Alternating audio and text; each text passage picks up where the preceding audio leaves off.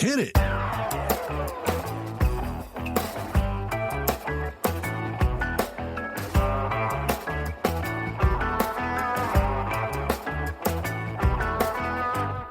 ho, and welcome again to the Short Horror Beer Cast. What the fuck? I'm Paul. Holy shit, dude. And wait, who are you? Oh, hey, I'm Alec. Okay. That was my fair to middling Kermit the Frog. That's in honor of our story today. We're doing Dance of the Frogs by Loren Eiseley. Excellent. Yes. So now the tone has been set at last. Indeed. So what we do here, I'm going to say cheers to you and cheers to all. Cheers. Cheers. We do this every time we pair a beer with the story that we cover. And so I want to know what you have in your glass to go with Dance of the Frogs by Loren Eiseley. I got pretty lucky, I think. Nice. I went out this morning, not sure what I was going to do. Picked up a nice Italian Pilsner by Arbor Brewing Company called Loner Hand. Okay. I'm familiar with a loner hand every so often. Oh, well, okay. I didn't even put that together when I got it. Yeah, I'm sorry. I'm batting 1,000 here with setting the tone. So Yeah. No, I'm thinking of our story and the guy. He's a bit of a loner and he's got something happening with his hand. yes, he does. That's amazing. Was my reasoning No, instead of yours, you crazy bastard. Yeah, creep. But yeah, it's pretty cool. It's an Italian Pilsner, which I'm not sure if I've ever had before. Maybe like a Peroni is Yes, like I was going to say Peroni is usually the go-to for that. Yeah, it's cool. That's awesome. Yeah, and it's good. That's it.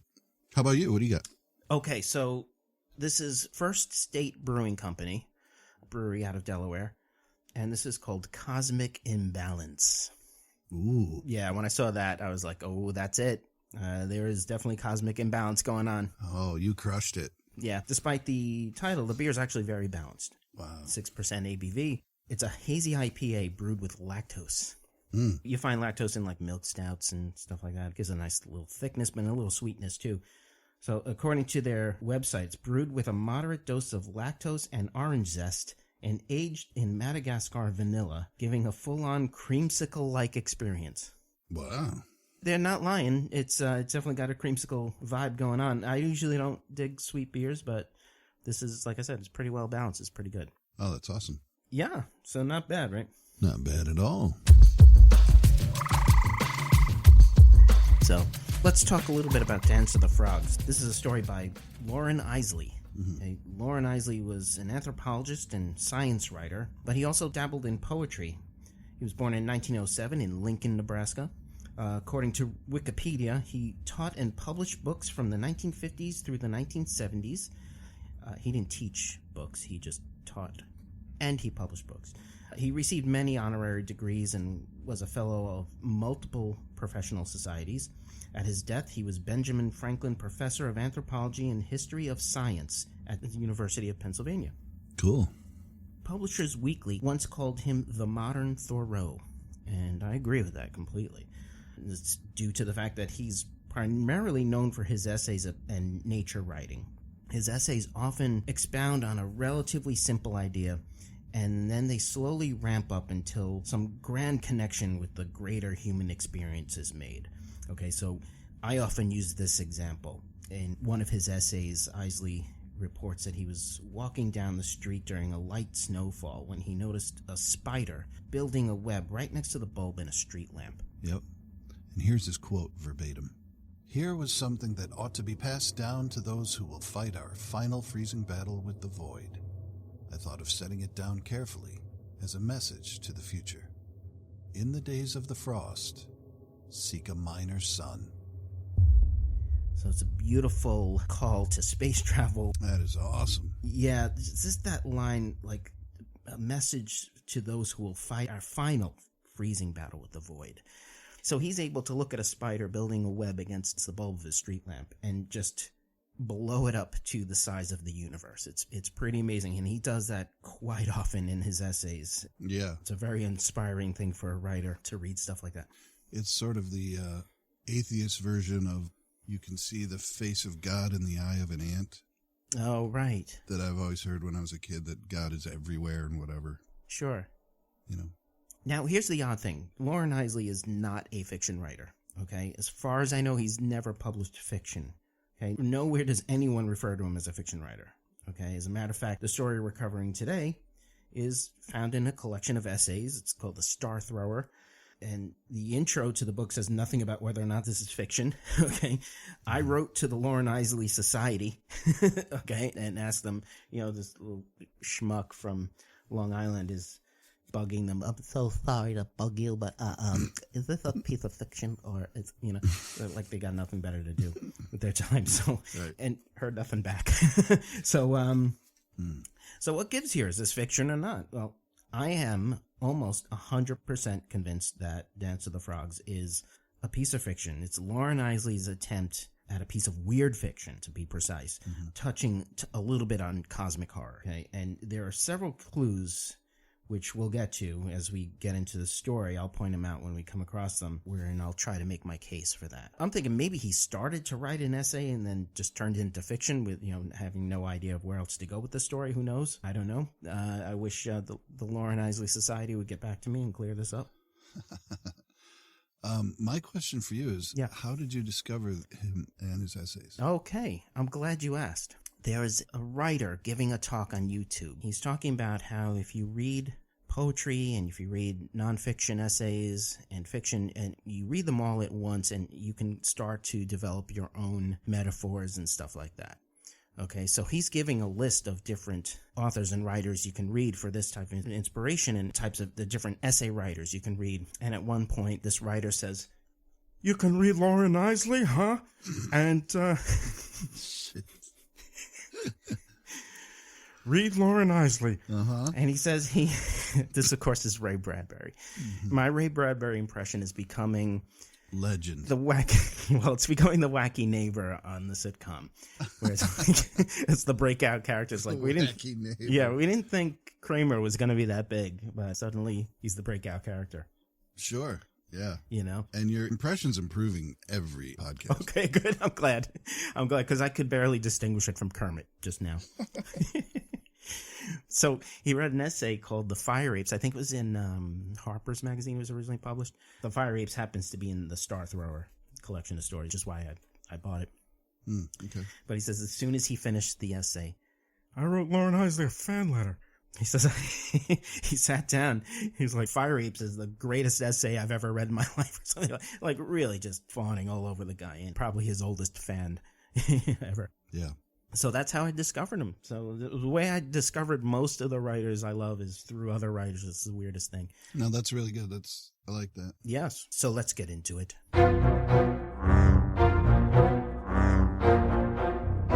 Dance of the Frogs by Loren Eiseley. And we open with our unnamed narrator telling us about a man by the name of Albert Dreyer. Okay, Dreyer is an old man who once had a great reputation as a zoologist, particularly in his study of amphibians. We learned pretty quickly that he's kind of gone under the radar in recent times. He's become a misanthrope. He doesn't have any friends. He just wants to stay home and drink. I can get behind that. The narrator tells us that there's an inside joke about Dreyer. Despite being a member of the Explorers Club, Dreyer's never journeyed outside of Pennsylvania. Okay? The narrator says, I used to think of myself as an explorer, but compared to Albert Dreyer, that's nothing. And the quote here is, the time came when I realized that old Albert Dreyer, huddling with his drink in the shadows close to the fire, had journeyed farther into the country of terror than any of us would ever go, God willing, and emerge alive. So we have we have a nice, enticing opening here. What the hell? Where has this guy been? So that the narrator is describing it as the country of terror. I love that. So, yeah. To me, the concept of journeying through the country of terror is fantastic. I don't know if it's been covered by other writers, if they do this, calling it that, but it's not because that I personally have any desire to be terrified, but right. It's the desire to be exploring and discovering. Yes. What I mean is anything like terror or even joy described as a country in itself. Yes. Yeah. I really like. Yeah, it's really cool. That it's a land, a place to visit, not just an emotion. Yeah. Yeah, you can visit it anytime you like. Sure. Right. Or in the example of terror, you can avoid it completely by choosing any other path or, away from it. Right. And so it's cool. Yeah, so this might be our first clue into fiction, because there is something of a trope in cosmic horror of the scholar who goes in search of the truth, the truth about reality as we know it, and then quickly regrets it because now he's in this, he's seen what's actually out there. Yeah. You see this in Lovecraft. This very popular story by M.R. James. It follows that same template. This scholar is going in search of knowledge, winds up regretting it. That's clue number one, that this might be fiction, because we see this trope a lot. Somebody journeying to find out the truth about something and winding up in the country of terror, as Eiseley puts it, or just in a place where he regrets he ever went. Okay? Yeah. So the narrator begins to tell us how he came to hear this weird tale of Dryers. He himself, the narrator, was asked to deliver a talk at the Explorers Club. I'm going to break off here for a second. I call this Paul-splaining, by the way. This is when I start going off and over-explaining things, but I think it requires it here. Sure. Because this is clue number 2.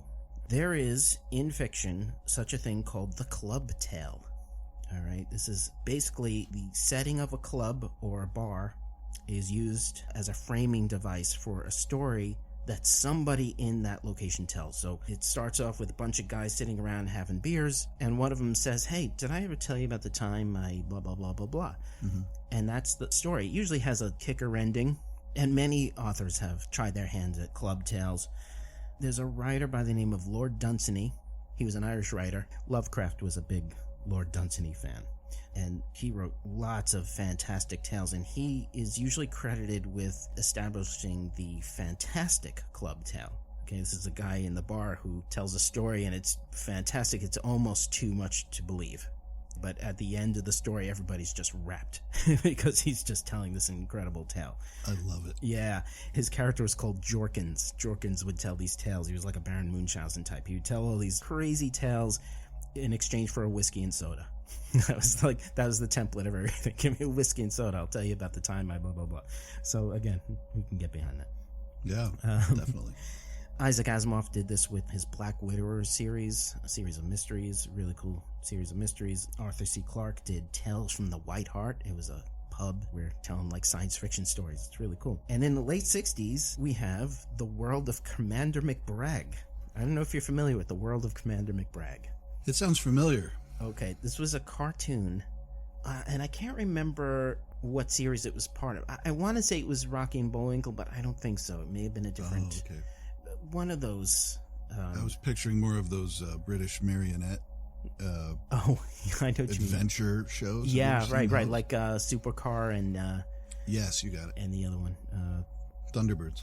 Yeah. Yep. But No. This was a cartoon, and the character. Each one was like a minute long, and it was just these two guys sitting in a gentleman's club, and one of them was Commander McBragg. He was always in a pith helmet. Oh, was it one of those sides from Rocky and Bullwinkle that they yes. just put in the middle? Okay, yeah, and yes, I think it was that. Rocky, or maybe it was a different... It sounds right. Yeah, maybe it was a different... Like Fractured Fairy Tales? Yeah, like one of those, right? Yeah, okay.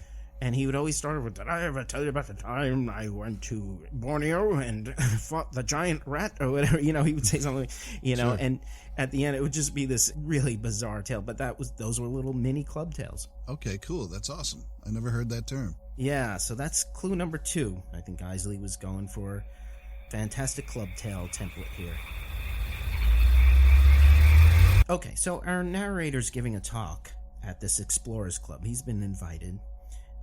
We get to witness part of it. His talk is eclectic and actually very interesting. He's speaking about the mystical rites of indigenous peoples of Labrador. He says they have what he calls a tent-shaking ritual, wherein elder mystics enter a tent and commune with animal spirits. And he says it's here where the game lords reign supreme, and man himself is voiceless. Okay, so... Super cool. Yeah, it is really cool. And so, again, we have this little enticement. What the hell's going on here? We have this nice little opening of the country of terror, and then we get to this mystical stuff, right? Right. So right here, the narrator hears a voice come from the back of the room. It's weird old Albert Dreyer. The narrator's startled. Why is Albert Dreyer speaking up? Because he's this misanthrope that doesn't really talk to anybody. And then all of a sudden he just speaks up and he says, and what exactly are these game lords? Okay, he sounds like he's kind of drunk. Narrator says, well, they're sort of like the guiding spirits of animals. They appear as larger than is normal for the species they represent. So a giant bear or a giant weasel, whatever. Sometimes they possess human attributes like will and intelligence, even though they retain their animal form. Most importantly, they control the movements of game, and therefore man must do what he can to curry favor with them. And now Albert Dreyer speaks again. He says, are they visible? And his voice is low and troubled. The narrator says, people believe they can see them on rare occasions, but their physical nature is probably more archetypal than anything. They are the force behind all animate nature. And then Dreyer comes out with, and do they dance? And now the narrator's like, all right, he's heckling me. Okay, it's not cool. All right, Charlie. Yeah, exactly, yeah. He politely brushes off Dreyer with, well, I can't answer that, and I'm just telling you what I learned here, from these tribes. He does his best here. He says, I've seen many strange things, but I'm just telling you what these people believe. Dreyer says, but do you believe it? And narrator says, all right, well, listen, I'm a man of science. It's a decent way of freezing the heckler, right? He says, sure. Just back off, dude. It's all right. Dreyer, grunts contemptuously and then retreats back into his little shadowed corner of the room. As if to say, yeah, I didn't think you knew shit, and you don't. Right. Yeah. It's crazy. By the way, who does Dreyer remind you of in the shadows like that? Oh, yeah. Tom Carmody. That's from, right. The Jar. From The Jar. Another great introduction of a character is one that just peeps out of the shadows and says something bizarre, and you're like, who the fuck was that? Right. What's he doing? What did he say? Says something bizarre and then retreats. Yeah, and then he's gone again. They're like, who the fuck was that guy? What happened? When we come back, we see our narrator has taken a seat by the club's fireplace after most of the guests have gone home. He thinks he must have dozed off because all of a sudden, he's just suddenly aware that there's somebody sitting in the chair opposite him, and he kind of springs to full waking, and he sees it's none other than Albert Dreyer sitting across from him. Yeah. So he's got to break the ice. He says, he starts talking about the weather. Isn't it a lovely night or something like that? Dreyer responds by saying, yeah, it's foggy out, but it's not too foggy. They like it that way, though. Great. All right. So good. Yeah, who is they? Right. Yeah. So the narrator says, huh? And thinks maybe he missed something. Dreyer says, we feel it in the spring. Why shouldn't they feel it too? Maybe they feel it more intensely than we do. He's going on here. The narrator's feeling justifiably awkward here. Yeah. So Dreyer reaches out and touches his knee with one gloved hand.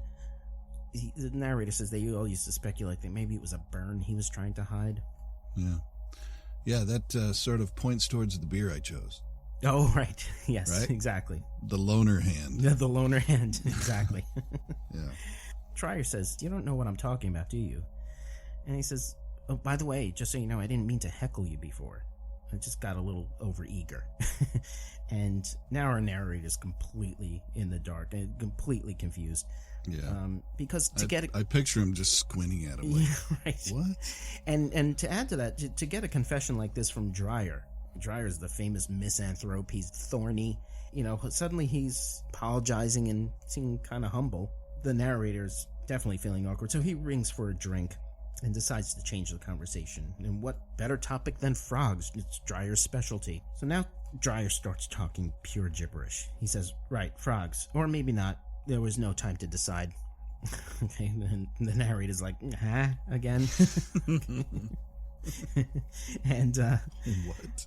Dreyer says, I should have let go. It's what they wanted. And then he says, what would you have done? The narrator squirming in his seat, probably. I can picture him doing that. He says, well, I don't know.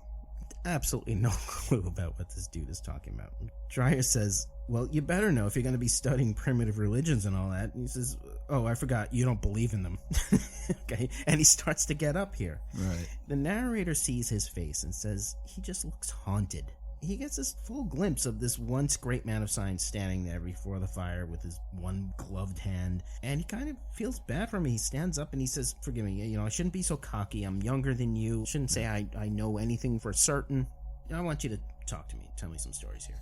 So Dreyer gets a glint in his eye, and he begins his story. From here on, this is Dreyer telling the tale. So again, that speaks to the club tale template. Dreyer begins by saying, it can happen to anyone, and all I had to do was skip. Okay, great beginning to a story. Even if the story started with that quote, it would have been a great opening anyway. Okay? It can happen to anyone, and all I had to do was skip. Yeah, that's good. He says this thing that happened to him, what he's referring to, happened in springtime. He said that's the key thing. Remember that, springtime. Dreyer was doing research on amphibians in his laboratory, which is located at the edge of a marsh along the... I always mangle this. The Schuykill River. Yeah, I don't know how you say that one. I used to say Schuykill because that's what I thought, but it's actually Schuykill. Schuykill, and I always forget we'll call it Schuykill. Yeah, right. I always forget that. It's a great big river. I checked it out, but I'm still not sure how to pronounce it. Right.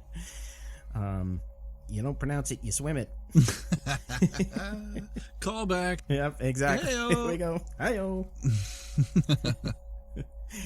Okay, so he's in his lab. He'd gone off to immerse himself in his work after his wife died. He said he had a lot to forget, but he did his best work there. He holds up his gloved hand and stares at it thoughtfully. Okay, all right, what the hell happened there?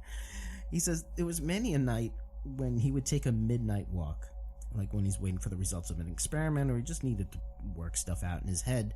He'd go for these midnight walks. The road he walked on was kind of a strange one. It was sporadically lit with lamps and was overgrown with foliage on both sides. And eventually it disappeared into like a copse of trees, and you'd suddenly find yourself in the marsh, and that's where the road ended, at an old unused wharf. Really cool little setting there too. He describes this road as a place for shadows to stretch ahead of you from one dim lamp to another and spring back as you reach the next. He says it was like a road into space. That's cool. Yeah.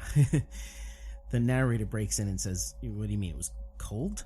He says, no, hold on, I misspoke. Space is the wrong word. He said, spring. That's the word.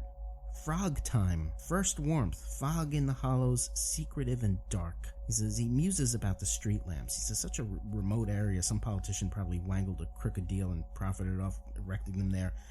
But if the lamps had never been built, he says he wouldn't have seen them. He says I might not even have skipped. And now the narrator's just confused. This guy's been leading him along this path, and he's like, what is with the skipping? And he asks him that, what's with the skipping? And Dreyer says, well, come on, you're a young man, aren't you impulsive?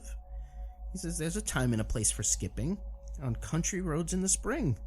There doesn't have to be a girl present, you'll skip without them. It's frog time. That's what makes you want to skip. And now, our narrator might be a little confused, but it seems like right about now, he's along for the ride. I think Dreyer's given him enough, where he's in captivating the way he speaks. It makes sense to him. He's like, all right, I'll buy that. Yeah, exactly. So Dreyer's now finally starting to get to the meat of his story. He says, all right, it happened in the spring. There was fog and mist in the hollows like I'd never seen before, and there was a shit ton of frogs everywhere. Yep. He says thousands of them, and 20 species, trilling, gurgling, and grunting in as many keys. Dreyer says you need to hear that sound after a long winter alone. You'll never forget it. So Dreyer says that's when they come out in the springtime. He says that's the time when amphibia make their way to the water for mating and egg laying. Even toads, he says, will hop their way for miles across country. But he says you can't see them unless it's nighttime and only in certain places. And he says the water was pulling them. Not water as we know it, but the mother. The ancient life force, the thing that made us in the days of creation and that lurks around us still unnoticed in our sterile cities. I had to quote that verbatim. It's great. There's a lot of great... he's beautiful with his phraseology, and I just love that idea of the water that's coming out of your tap is just the daughter of the water that was here before we were here, and Sure. it's really cool. I like that a lot. Yeah, it's the life force, Now Dreyer's story is getting more intense.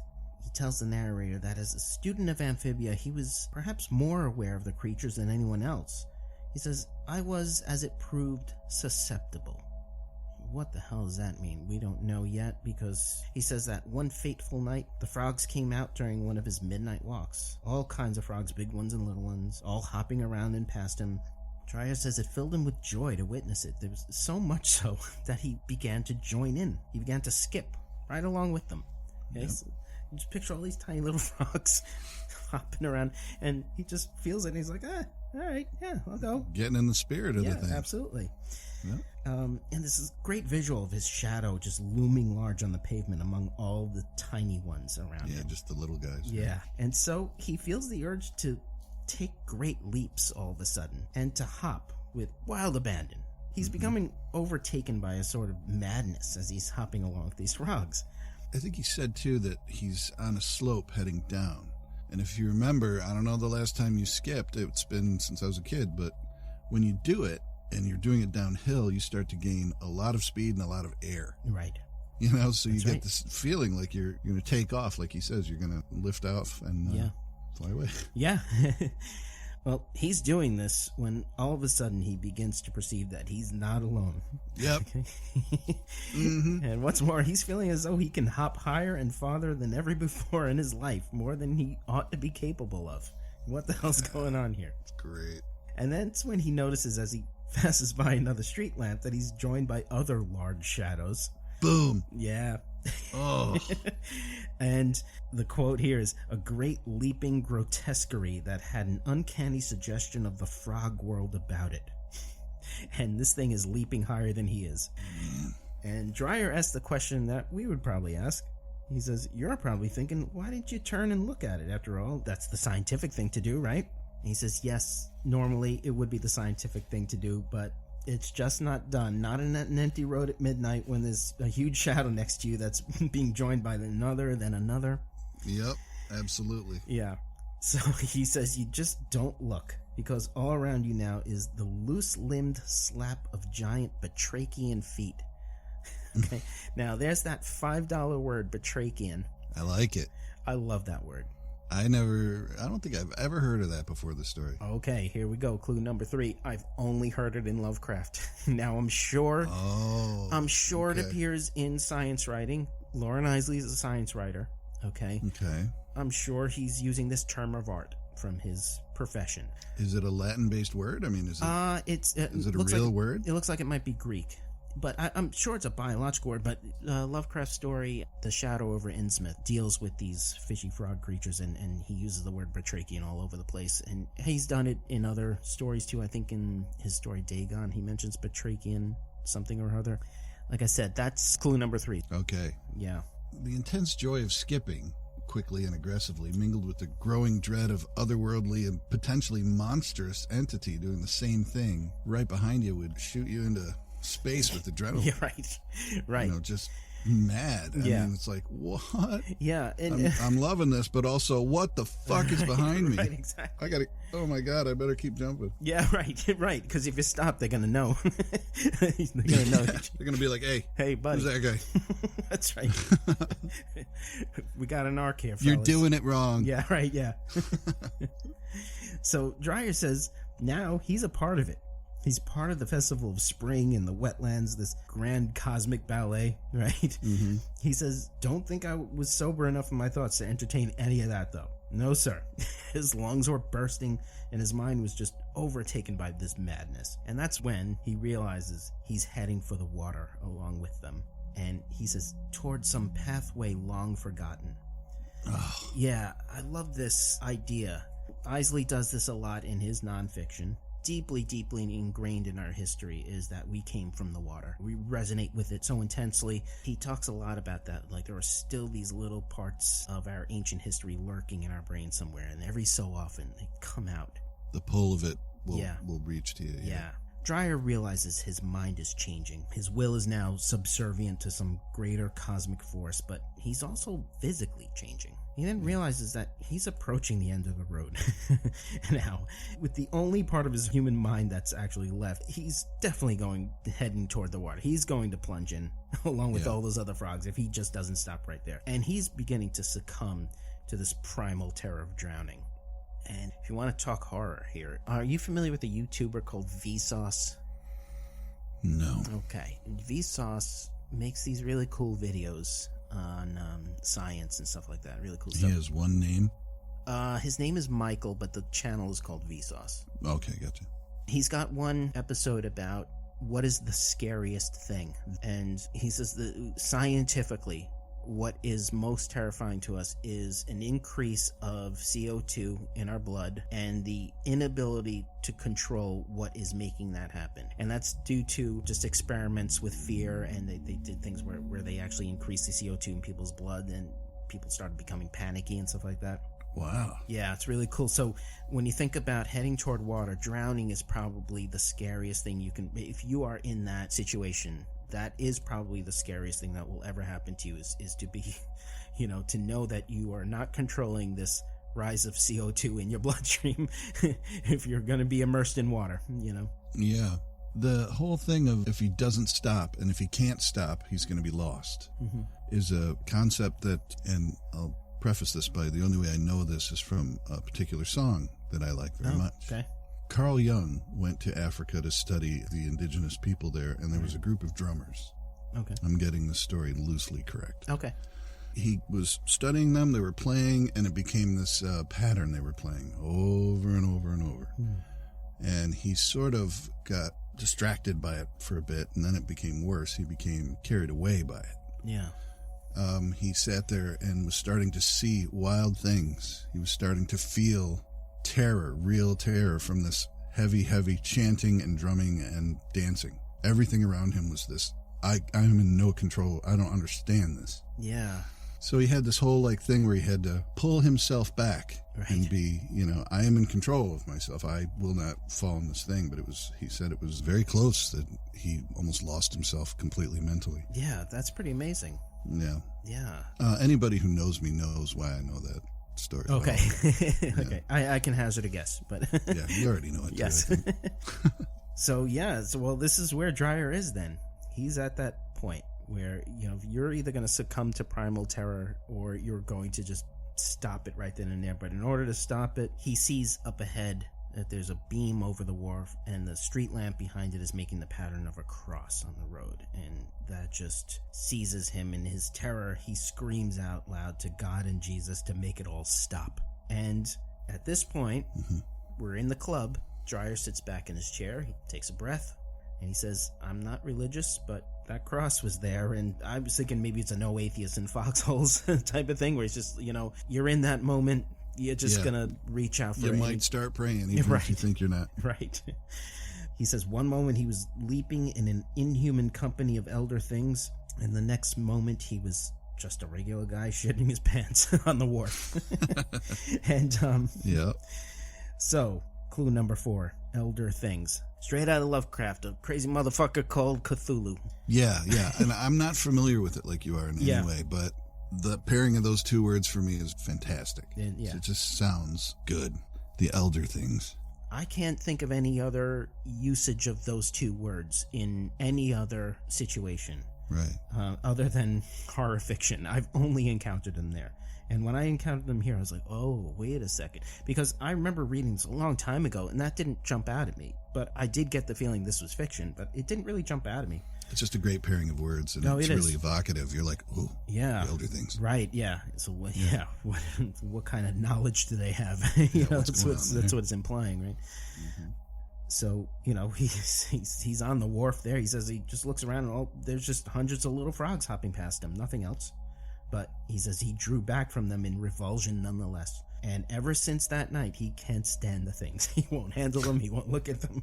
He says all his amphibia work is now behind him. Yep.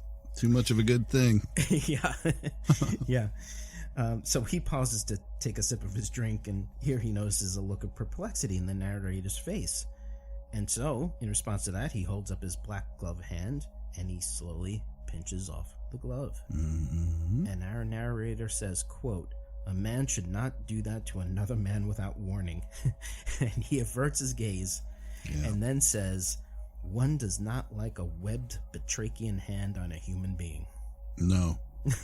Definitely not. Part of me is like, but that's proof right there in his hand. Look at it. Yeah. It is, or he just might have had webbed fingers. That happens. True. But if you saw like a Kermit hand on a guy, you'd be like, whoa, your story's true. Right. That's fantastic. Yeah. You know. Yeah. But in this setting, I guess just by the fire, the fact that Dreyer is so crazed when he's telling the story and just that as the cap to it, he does avert his gaze. It's like, oh, because you have to think. Yeah, I'm late for something. Right. Oh, gee, look at the weather. I gotta get going. So Dreyer says to him, "Listen, it's not the state of my hand that's got me shook here. It's the fact that I sometimes think I should have joined them and hopped on without question." He says they were happy enough at least. That's crazy. And then Dreyer stares off into space. He's in deep contemplation about whatever, and the narrator takes this opportunity to pretty much get the fuck out of there. He just kind of gets up and tiptoes away. Like, I'm just going to leave Dreyer here because I'm done. Yeah, it makes me think of Jurassic Park, Nedry. Yes. Where he sees that little dinosaur and goes, oh yeah, that's nice. Gotta go. Right. That's right. And no wonder you're extinct. Yeah.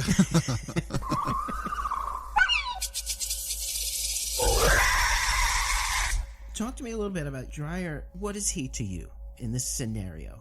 I don't know if there's a term. Mm-hmm. Well, I did find out there's a term that I only sort of like. Okay. Then the term is rifter. Okay. Someone who travels interdimensionally right. is a rifter. Right. Okay. Now, I wanted it to be like, like an aquanaut or a cosmonaut or something with naught in it because for whatever reason, that's the coolest thing to be called. Yes. Whatever the forefront of the word is. Okay. If you're some sort of naught, you're the guy. There's a Greek word, metaxy. It looks like metaxy, metaxy. So it means between. So as if you're between dimensions or between realities. So I was thinking metaxonaut would be kind of cool. Oh, I like it. Right? Yeah, it's good. Yeah. Metaxonaut. Are you a metax or not? We'll never know. Good one. That's Dance of the Frogs for you. Now, that's good. Yeah, it was really good. It was better than I was, I guess, making silly assumptions before I'd finished it. But I love where it went. And I don't want to say it's a slow build. It's not a slow build. It's more like you are being led along on a journey with this story. When just from the start, you're just getting really one neat idea after another. He just goes on about these street lamps and the shadows and springtime and frogs and all. You just keep going with these really neat little ideas that he's given you. Mm-hmm. And then finally you arrive at this friggin' end. Yeah. I had like a conversation in my head and thought, all right, let's be honest brokers here. Is this horror? Does it lurch? Does it creep? Does it haunt you in your sleep? Is it horror? That's what we need to know. And I thought, yes, because when he thought he was going to get lost and go into the drink with all the frogs and become whatever that makes you become and go to that place, that's terrifying. Right. If you let yourself, that's the biggest thing a lot of people don't do. If there's not a giant monster, whatever, some sort of catalyst that comes and ends everything terribly and bloody and awful, then people go, well, was that really horror though? Right.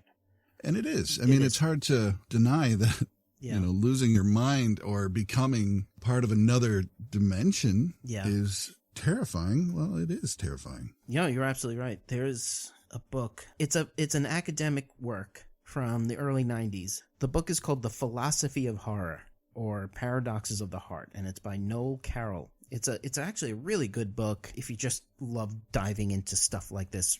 It's not so pedantic as to turn you off. It's actually very interesting and it's fun because he goes into a lot of really cool examples of his theories, and he has theories about what makes horror.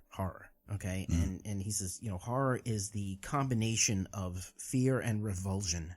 If you can mash those two things together, the result is horror. And revulsion comes from different areas. And he says mainly it comes from impurity, like the classical Greek sense of impurity or the biblical sense of impurity, bodily fluids, things that are coming out of you that should be in you, blood.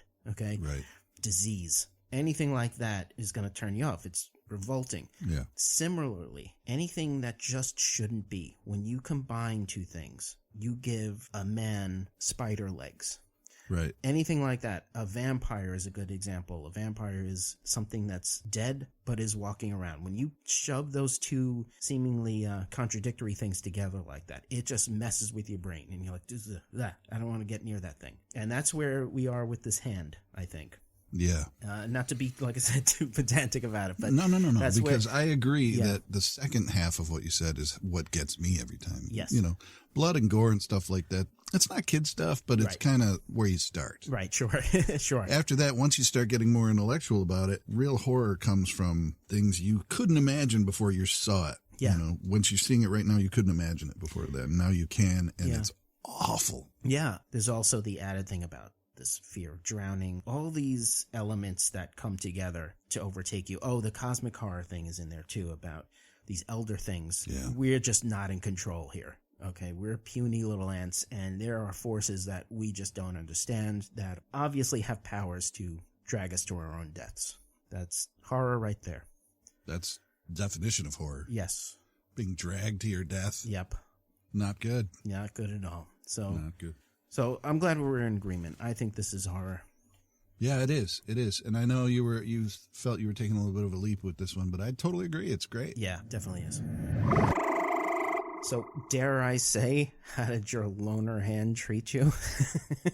And the good news is really, really well. Oh, good. Yeah, no, it's good beer. It's you know, a Pilsner is always pretty good. Oh, absolutely. Oh, that Pilsner is almost always my go-to if I don't know what I want. It just invariably end up at a Pilsner. Sure. Good stuff. Yeah, it's great stuff. Yeah, it was good. And I'm glad, you know, it's just been a fluke that I've been getting all these local beers. Yeah, no, hey, you know, that's great. I guess it makes sense if you're in an area, they're going to sell the local beer. But Sure. the fact that I've been able to match these at all is hilarious. It's great. I love it. Loner hand is hilarious, though. That's all I can think of now. I can't even finish the 6-pack now. It's like, it's become dirty. Yes, exactly. Sorry about that. No, it's I just great. have this ability to sully It's everything. fantastic. How did your loner hand treat you? It's good. That's good shit. You know what? It's all right to be 7 years old from time to time. Oh, It's hell yeah. awesome. Yeah. How about all the time? How Because about that's usually constantly? where I am. Yeah, I was going to say, what am I talking about? I live in that world. Fuck. And for me, Cosmic and Balance by First State Brewing Company. Yeah, is, that's like a amazing match, though. Yeah, right. Exactly. You really killed it. It's a bit on the, like I said, a little on the sweet side, but not bad at all. Very nice. And for our, multitude of listeners that we now have, Yes. we don't go out and say, I'm going to smoke you on this comparison. We're going to, no. my beer's going to, we don't do that shit. No, But absolutely not. Absolutely not.